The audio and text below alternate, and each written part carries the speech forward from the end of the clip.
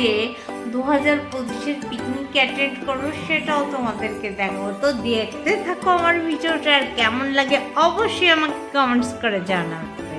বন্ধুরা, আমি কিন্তু এখন রেডি হয়ে যাচ্ছি পিকনিকে যাওয়ার জন্য। অনেকেই বেরিয়ে গেছে, বারবার ফোন আসছে, তো এখন বকর বকর করবো না, এখন চুলটা সেট করতে বাকি আছে। ফাইনাল লুকস তোমাদের দেখাবো, তোমরা ওয়েট করো। রেডি হয়ে বেরিয়ে পড়লাম, দেখতেই পাচ্ছ। এইবার নিচে যাব, গাড়ি বুক দেওয়া হয়েছে।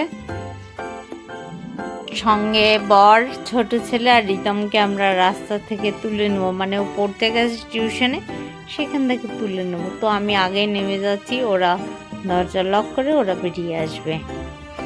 আজকে পিকনিক স্পট ঠিক কোন জায়গায় এক্স্যাক্টলি আমি বলতে পারবো না, যার পরে তোমাদেরকে দেখাবো, তোমরা দেখতে থাকো।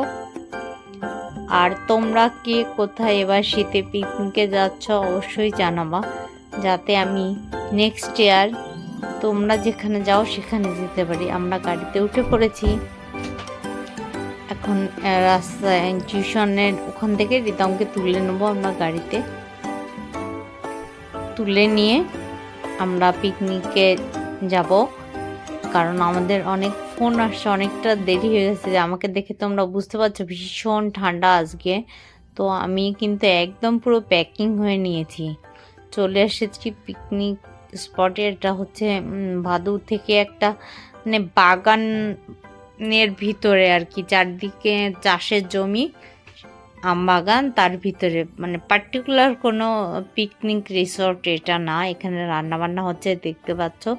সকালের ব্রেকফাস্টে আছে কচুরি, আলুর দম, আর হচ্ছে তোমার ওটা কি বলে, জয়নগরের মোয়া। খাওয়া দাওয়া পর্ব সব শেষ করে আমরা একটু ঘোরাঘুরি করলাম। তারপরে সবার বাচ্চাদের, ছেলেদের, মহিলাদের আর কি সব খেলাধুলা হলো। বেশ ভালোই দিনটা কাটছে, খুব মজা করছি আমরা সবাই মিলে, যে যার মতো করে পারছি ছবি তুলছি, রিলস বানাচ্ছি। আমি একা না, পাগল এরকম অনেক পাগলই আছে।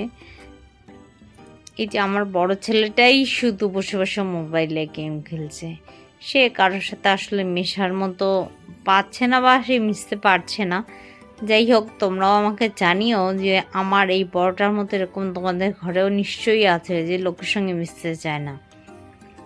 চারদিকে দেখতে পাচ্ছ প্রচুর নাম জানা অজানা অনেক গাছ, আমি তো দেখছি, আমার তো ভীষণ ভালো লাগছে। কারণ আসলে আমরা শহরে যে যান্ত্রিক জীবনে থাকি, সেখানে গাছপালা একদমই দেখতে পাই না। তো সেই হিসাবে এখানে এত গাছগাছালি দেখতে পাচ্ছি, আমার ভীষণ ভালো লাগছে। সঙ্গে মাটির ছোঁয়া, এটা তো বলার কোনো জায়গায় রাখে না যে এত ভালো। দেখো কত কলা গাছ চারিদিকে, মানে পিওর বনভোজন, বা মানে চড়ুই ভাতি পাতি বাংলায় যেটা বলে, আমার কাছে তো ভাই সেটাই ফিল হচ্ছে। আজকের দিনটা আমরা অনেক মজা করলাম। বাচ্চাদের খেলার ইভেন্টসগুলো শেষ হলো, তার সুযোগ্য পুত্রকে তৃতীয় পুরস্কার দিয়ে একটু খারাপ লেগেছে, কিছু না হলে খারাপই লাগতো না। আচ্ছা, প্রথম স্থান অধিকার করেছেন দিব্যরাজ সেন, তাই তো ঠিক বললাম? টান বলে জানি আর কি। সোমা সেন আমার ভাতৃবধূ, উনি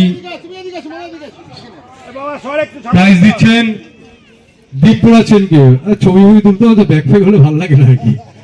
সোমা সেন দিচ্ছেন দিব্যরাজ সেনকে, জোর করে হাততালি। কই হাততালি, কই এটা কি হাততালি হলো না খৈনি বানালেন দাদা?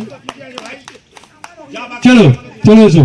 আচ্ছা, এরপরে আমাদের একটা ছেলেদের ইভেন্ট রয়েছে, আলু দিয়েই হোক, আলু আলু পাচ্ছি।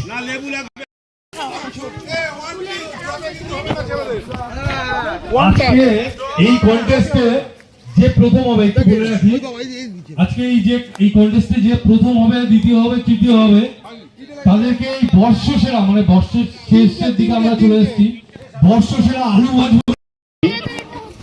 কি হলো রিপন? মানুষ আলু দেখতে পাইনি।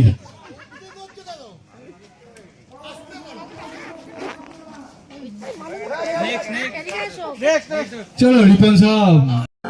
এখন সকলে আমরা খেতে বসে গেলাম। দুপুরের খাওয়া, আজকে খাবার মেনু ছিল সাদা ভাত, মুগ ডাল, ঝুরঝুরে আলু ভাজা, মটন, কাতলা মাছের কালিয়া, চিকেন, পাঁপড়, চাটনি, মিষ্টি। তো সবাই এখন পেট ভরে খেতে বসে গেলাম। সকলের ভীষণ খিদে পেয়ে গেছে আর ঠান্ডাটাও নামা শুরু হয়ে গেছে, কারণ আমাদের আজকে যেহেতু সকালের খাওয়াটা আমরা অনেক দেরি করে শুরু করেছি, তো সেই জন্য বিকালের মানে দুপুরের খাওয়াটাও খেতে খেতে বিকাল হয়ে গেছে। যাই হোক, সবাই খাওয়া দাওয়া করছে দেখতে পাচ্ছ। এখন আমাদের বাড়ি ফেরার পালা, সব গোছানো হচ্ছে। চারদিক থেকে শিয়ালের ডাকের আওয়াজ শুনতে পাচ্ছি।